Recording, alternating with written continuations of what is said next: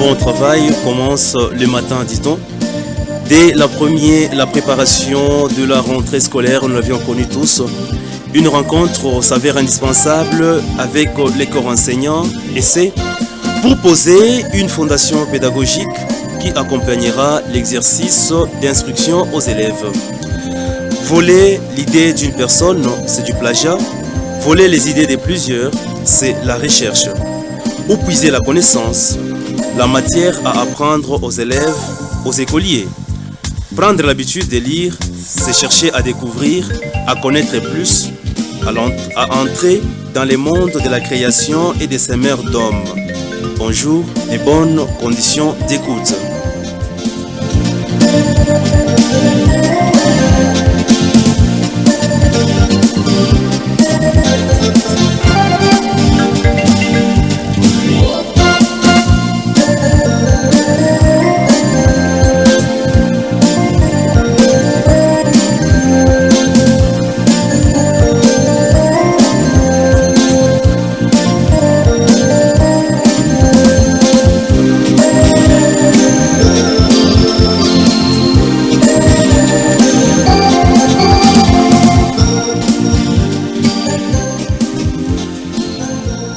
La radio Zénith, dans votre émission Radio Scolaire de Séjour, partagera avec vous sur les supports didactiques.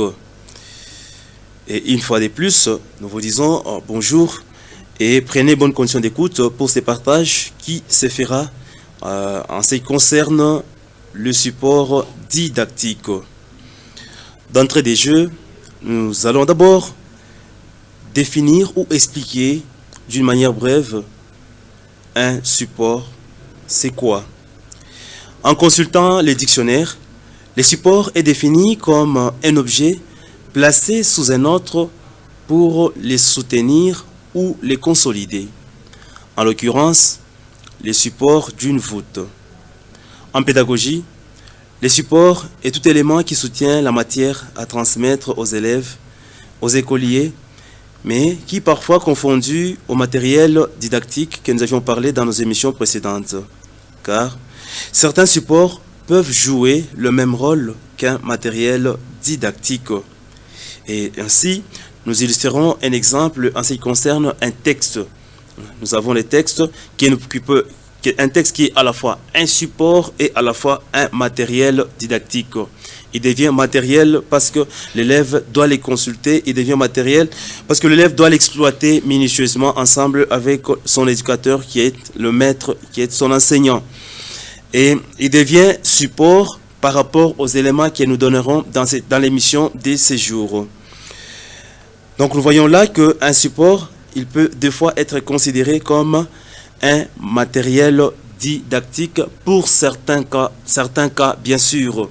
Et l'exemple que nous venons de donner, c'est en ce qui concerne la lecture, un texte de lecture.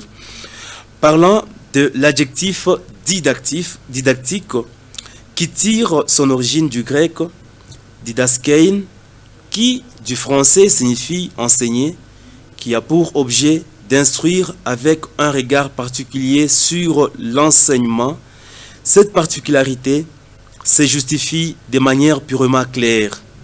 Elle renferme une prévision de la matière à instruire sous la commande de l'enseignant qui donne une chronologie directe en rapport avec les besoins du degré par un objectif spécifique, global ou intermédiaire. Et en parlant des objectifs, ce sont les objectifs qui doivent être liés à chaque matériel, à chaque support didactique que nous devons avoir. Les supports didactiques doivent avoir une vision particulière. Nous disons un objectif spécifique, c'est par rapport à une branche ou à une sous-branche et on utilise tel support didactique les concernant et avec une méthodologie appropriée. C'est là pour aider à faciliter la bonne acquisition de la matière. Ainsi, pour certains supports didactiques, nous allons nous retrouver qu'à côté, on nous proposera même le matériel didactique à utiliser, le matériel didactique qui pourra être adéquat pour cette leçon-là, la leçon qu'on veut bien donner. Nous parlons d'un objectif global. Là, nous allons de l'induction à la déduction ou de la déduction à l'induction. C'est par rapport au type de support didactique que nous voulons utiliser. Les objectifs intermédiaires, nous en connaissons en tant qu'éducateur, en tant qu'enseignant. On doit les connaître en tant que professeur. Donc les objectifs, nous les connaissons, les objectifs intermédiaires qui vont d'un degré à un autre ou qui partent d'un degré à un autre. Alors les objectifs intermédiaires aussi demandent à ce que nous puissions avoir un support didactique en tant qu'enseignant, en tant que professeur, en tant qu'éducateur. Alors, ces objectifs qui répondra aux besoins de parents et des enfants. Les enfants qui sont considérés ici comme pièces motrices de l'enseignement ou du système éducatif. Nous le disons toujours que dans cette émission radioscolaire, les enfants sont là dans un monde qui est permissif aujourd'hui. Et dans ce monde permissif, nous voyons qu'il y a une nette amélioration en ce qui concerne le système éducatif. Aujourd'hui, nous utilisons les ordinateurs pour l'enseignement des enfants. Il y a l'Internet qui est là pour l'enseignement de nos enfants. Tous ces éléments-là, lorsque nous les mettons à base de nos objectifs, nous verrons que nous allons vraiment mener à bon train cette grande charge du système éducatif que nous avons. Et autour de tous ces éléments qui sont aussi considérés comme support parce qu'ils portent déjà en eux une matière à consommer, alors nous devons aussi bien orienter les enfants en utilisant ces supports didactiques, en utilisant tout ce qui renferme une matière que l'enfant pourra bien exploiter. Et nous disons, qu'est-ce qui peut être considéré comme un support didactique? Ici, nous avions dit qu'on confond toujours les supports didactiques à un matériel didactique. Alors, qu'est-ce qui peut être considéré comme support didactique? En considération simple, un support didactique est tout document portant la matière à transmettre aux apprenants. Notons qu'il renferme la base des données nécessaires pour l'instruction des enfants et l'éducateur doit prendre le luxe de choisir la matière pratique qu'il aura l'obligation de transmettre. Qu'est-ce que nous voulons dire ici? Nous disons c'est pratiquement tout objet qui contient une matière qui doit consommer l'enfant. Cela devient pour nous un support didactique parce qu'il renferme cette matière que nous maintenant, nous allons faire la chronologie en tant qu'enseignant, nous faisons la chronologie de cette matière que nous allons donner à l'enfant et c'est là par rapport aux besoins. Ici, nous donnerons un exemple tout à fait simple. Nous prenons les supports didactiques que nous avons, il contient une leçon telles que les précipitations. Les précipitations qu'on doit mettre au mois de septembre ou soit au mois d'avril de l'année scolaire en cours ou l'année scolaire en cours bien sûr. Alors on ne saura pas faire passer les précipitations pendant les mois choisis, c'est-à-dire les mois d'avril ou les mois de septembre. Alors là, nous allons donner une chronologie à notre support didactique, c'est-à-dire nous reculons la matière vers la période où il y a la pluie. Comme ça, cette fois-là, l'enfant va relier et le matériel didactique qui est concret par rapport au support qu'il contient et par rapport au support que contient l'éducateur. Et parlant du support aussi, nous voyons que la base du support didactique ici, c'est notre prévision des matières, notre répartition des matières qui nous donne une ligne de conduite à observer pendant la transmission de notre matière. Donc cette fois-là, nous devons lier notre support didactique doit être lié à la prévision et à la répartition que nous avons. Bien sûr, pour l'école primaire, il y a la répartition hebdomadaire et l'école secondaire, on a la répartition qui est semestrielle 2 fois ou soit bimestrielle, ça dépend d'une école à une autre, ça dépend de l'organisation de chacune de nos écoles. Mais sinon, il y a toujours une répartition, une prévision des matières qui est établie et cette prévision des matières qui est établie doit tirer sa base sur les supports didactiques qui nous est donné. Et en tirant sa base sur le support didactique, là, cette fois-là, nous donnerons une chronologie en ce qui concerne la transmission de la matière.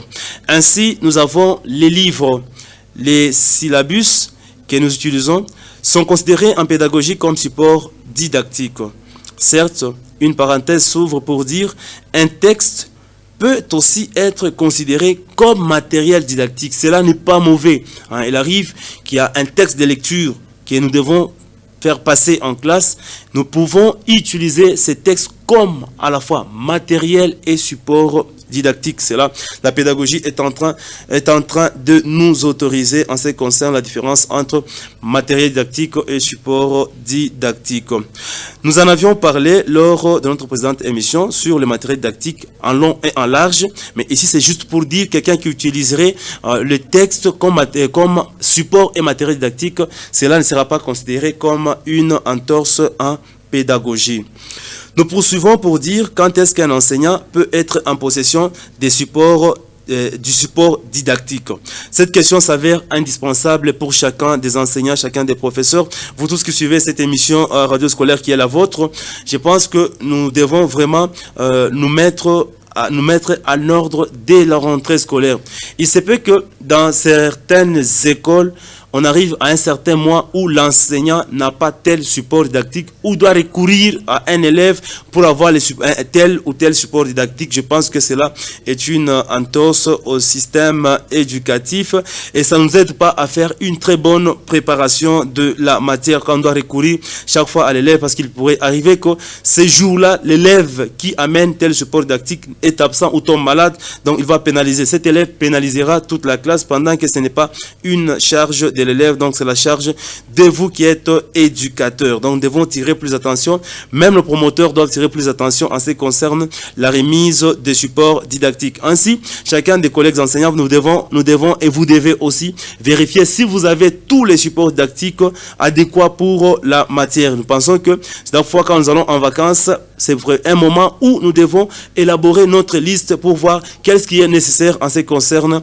les supports didactiques nécessaires pour ma classe, ou soit qui n'est pas pour sa classe, mais un besoin qui pourra subvenir pour sa propre classe.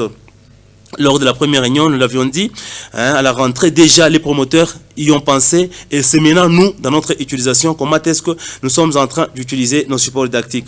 Il arrive que nous prenons tel matériel, nous laissons à la maison. C'est tout à fait normal pour certains enseignants se disent, ou certains professeurs, pour dire non, je ne saurais pas laisser à l'école, mais nous vous disons ici, c'est beaucoup mieux de laisser votre support didactique ou laisser vos supports didactiques à l'école. Dans la salle des professeurs, ça fera du bien.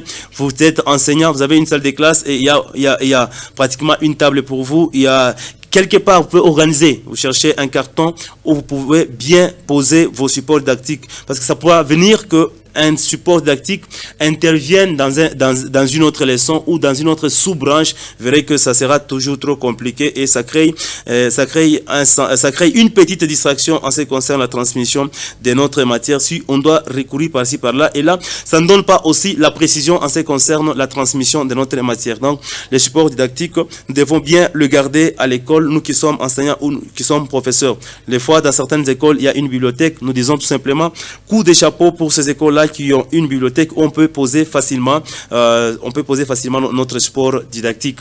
Et s'il y a aussi une bibliothèque dans l'école, quant à vous de vérifier par rapport à la matière que vous voulez donner, qu'est-ce qui vous sera encore nécessaire. Si vous trouvez ce qui vous sera encore nécessaire, autant mieux recourir encore une fois de plus à la bibliothèque pour exploiter minutieusement les supports didactiques qui sont mis à votre disposition.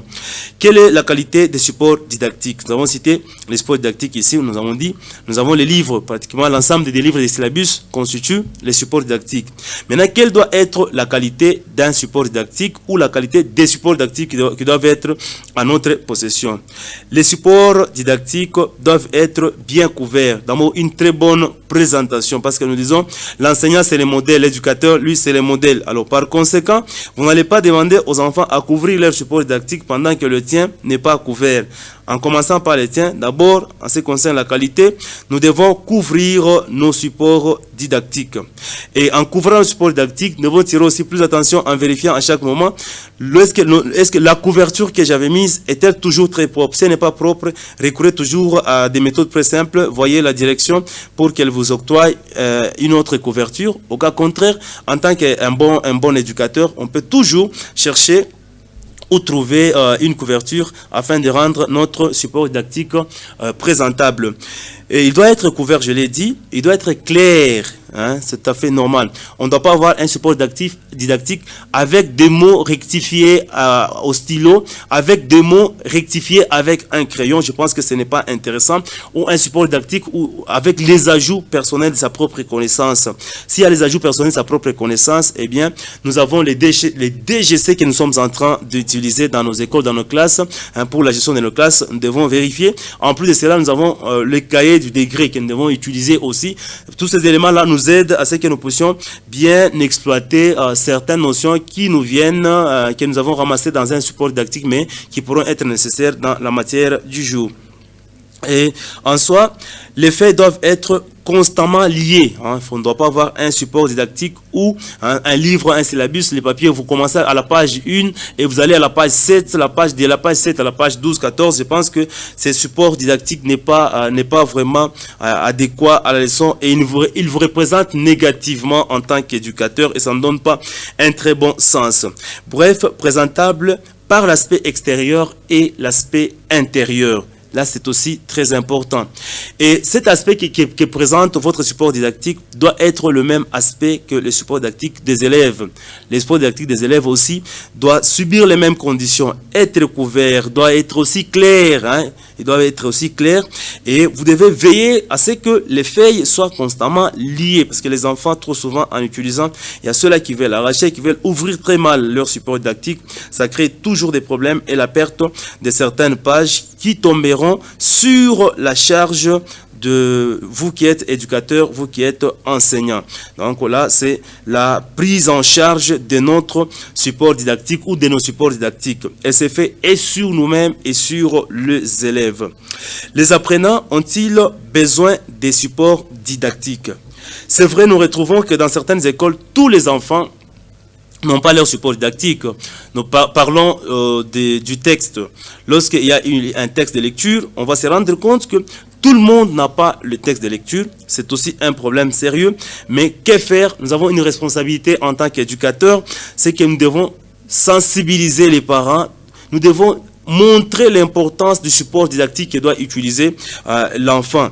Et des fois aussi pour stimuler certains parents à acheter le support didactique, c'est-à-dire les livres aux enfants, commençons par donner certains devoirs dans les textes, dans les livres plutôt. Nous donnons un devoir à la page telle et nous demandons aux enfants d'aller travailler ça à la maison. Ça pourra bien les aider à ce qu'ils comprennent et que même les parents pourront comprendre que c'est vraiment nécessaire d'acheter un support didactique pour leur enfant. Donc cela est vraiment très très important et nous en avons besoin pour le bon déroulement de l'éducation que nous donnons à leurs enfants. Nous avons dit, nous sommes dans un monde permissif. Tous ces éléments font que, des fois, nous ratons notre tir en tant qu'encadreur, nous ratons notre tir en tant qu'éducateur. Donc, nous devons tirer plus attention en ce qui concerne la charge qui nous est soumise dans l'exercice de l'éducation de nos enfants. L'utilisation du support didactique, tel est le thème que nous sommes en train de partager avec vous dans votre émission Radio Scolaire de Séjour. Comment utiliser les supports didactiques? Il est vrai que même nous-mêmes, nous portons confusion en ce qui concerne l'utilisation du support didactique, surtout lorsqu'il est considéré comme matériel didactique. Il arrive qu'après après le rappel de la leçon, nous passons à la motivation ou à l'accrochage de la leçon. Et donc, lorsque nous annonçons la leçon, les enfants sont déjà prêts pour prendre tel support didactique et ouvrir à la page X contenant la matière du jour. Et ça, c'est déjà c'est une faute parce que lorsque l'enfant va utiliser son support didactique d'emblée, il devient distrait à la leçon et l'enfant n'a pas une attention soutenue à ce que vous donnez comme leçon. Et cela crée toujours un petit retard et aussi une distraction et pour vous-même et pour la classe. Donc là, nous devons tirer plus attention en ce qui concerne l'utilisation des supports didactiques auprès des élèves et même auprès de nous-mêmes. Certains enfants aussi, que font-ils? Ils s'arrangent toujours dans l'utilisation du support didactique. Vous étudiez par exemple une branche qui est le français avec la sous-branche, la lecture expliquée et vous verrez à côté de son banc, à côté de son pupitre ou sa table, l'enfant va poser aussi un autre support didactique pour dire celui-ci, je ne l'utilise pas. Alors, dans l'utilisation du support didactique, nous devons demander à l'enfant de tout évacuer, de ne rester qu'avec les supports didactiques nécessaires pour cette leçon-là et la leçon qui est donnée, pourvu que l'enfant ait une attention soutenue. Dans l'utilisation aussi du support didactique, il y a aussi un autre problème qui s'élève, c'est voir la contenance de la matière proposé par les supports didactiques, c'est-à-dire le livre ou soit le syllabus. Il vous propose une très longue synthèse de la matière, mais c'est à nous de prendre ce qui est nécessaire. Donc, quand on nous propose, les supports didactiques nous proposent la matière à consommer. Et cette matière, elle n'est pas toute à donner aux enfants. Donc, nous devons tirer, c'est comme un parent, d'ailleurs, en guise de provision dans la maison, un parent qui achète, qui fait sa provision. On ne va pas demander à l'enfant de tout consommer les mêmes jours. Donc, on essaie de répartir selon les jours, selon les moments, les circonstances. Et la même chose, cela se passe aussi quand les enfants doivent utiliser leur support didactique. Tout ce qui est proposé n'est pas à consommer. Donc, nous donnerons ce qui est vraiment nécessaire en ce qui concerne la matière à donner aux enfants. Alors, quels sont les supports d'un écolier? Parce que ça crée toujours des problèmes. On ne sait pas ce que l'enfant doit utiliser. Ici, nous parlons, je suis d'abord à l'école primaire. À l'école primaire, nous parlons du français. En français, actuellement, nous avons à nous l'école, nous avons pratique de la langue, nous avons conjugaison, nous avons les français bec, et nous avons les français again. Alors, nous avons toute une liste en ce qui concerne la branche français. Hein. Lorsque nous sommes dans la branche intitulée français, il y a pratiquement toutes ces suggestions-là qui nous sont données. Alors, les suggestions qui nous sont données, c'est à nous de prendre ce qui est nécessaire. Nous savons que nous allons utiliser, nous allons utiliser les français bec. Dans cette branche-là, le français bec doit être utilisé, et là, nous donnons pratiquement le canevas pour les parents, hein, à un parent, pourvu qu'il puisse aussi savoir bien utiliser là. Alors, nous avons une autre branche dans le calcul.